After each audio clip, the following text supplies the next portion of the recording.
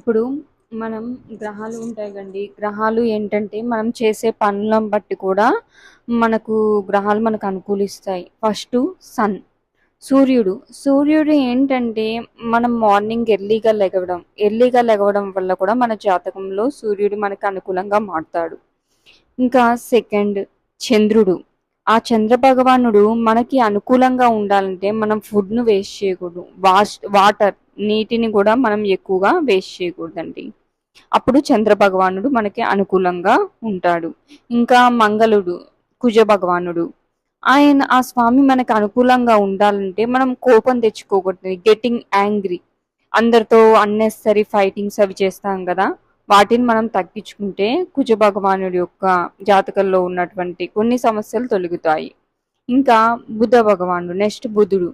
ఈ బుధుడు మనకు జాతకంలో అనుకూలంగా ఉండాలంటే మనం లయింగ్ అంటే ఎక్కువ మంది మనం అబద్ధాలు చెప్తాము. స్ప్రెడింగ్ వేరే వాళ్ళ గురించి మనం అబద్ధాలు స్ప్రెడ్ చేయడము అలా చేస్తాము.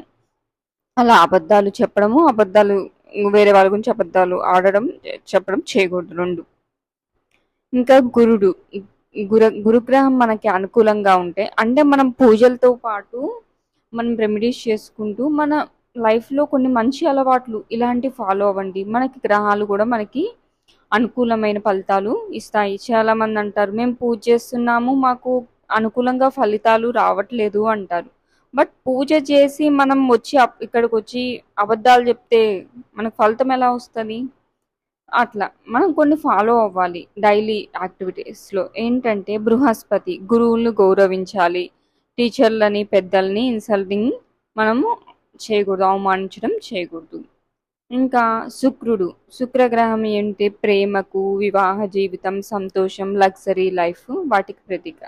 అయితే శుక్రగ్రహం అనుకూలంగా ఉండాలంటే మనం ఆడవాళ్ళని ఇన్సల్ట్ చేయకూడదండి. వాళ్ళ ఫ్యామిలీ మెంబర్స్‌ని గానీ, ఆడవాళ్ళని భార్యని ప్రేమగా చూసుకోవడం చేస్తే మనం ఎన్ని పూజలు చేసినా గానీ ఇలాంటి చిన్న చిన్నవి మర్చిపోతేనండి మనకి ఇవ్వాల్సిన ఫలితాలు మనకి గ్రహం ఇవ్వదు. కాబట్టి ఇవి ఫాలో అవ్వండి. ఇంకా శని గ్రహం. శని భగవానుడు మనకు అనుకూలంగా ఉంటే మనం ఎప్పుడు పని చేయాలండి. లేజినెస్ వదులుకోవాలి. కంటిన్యూగా హార్డ్ వర్క్ చేస్తూ ఉంటే మనకి బద్ధకం అనేది వదులుకోవాలి. మెయిన్‌గా శనిగ్రహం మనకు అనుకూలంగా ఉండాలి. పూర్ పీపుల్ హెల్ప్ చేయడం అలా చేయాలి. ఇంకా కేతు భగవానుడు. కేతు భగవానుడి యొక్క అనుగ్రహం కావాలంటే పూర్ పీపుల్ ఉంటారు కంది నీడీ ఎవరికైతే ఆపదలో ఉన్న వాళ్ళకి పూర్ పీపుల్‌కి వాళ్ళకి మనం హెల్ప్ చేస్తూ ఉండాలి. ఇంకా రాహు అదే శని భగవానుడు, కేతు భగవానుడు, రాహు భగవానుడు. ఆ స్వామి యొక్క అనుగ్రహం కావాలంటే మనం కూడా అంటే ఇట్లానే మన చుట్టూ ఉన్న పరిసరాలను శుభ్రంగా ఉంచుకోవాలి. మనం ఇంకా ఎవరిని నిందించడం, దూషించడం ఇట్లా అబద్ధాలు, ప్రలోభాలు అటువంటివి కూడా చేయకుండా ఉంటే ఈ అంటే స్ప్రెడింగ్ లైస్, గాసిప్స్ ఇవి కూడా అంటే మనం అబద్ధాలు చెప్పడం వేరే వాళ్ళ గురించి గాసిప్స్ ఇవన్నీ కూడా తగ్గిస్తే రాహు భగవానుడి యొక్క అనుగ్రహం కూడా మనకి కలుగుతుంది. కాబట్టి అబద్ధాలు చెప్పకూడదు, మంచిగా ఉండాలి. ఇటువంటి నెగిటివ్‌వి మనం తొలగిస్తే రాహువే కాదు అన్ని గ్రహాలు మనకు అనుకూలంగా మంచి ఫలితాలు ఇస్తాయి.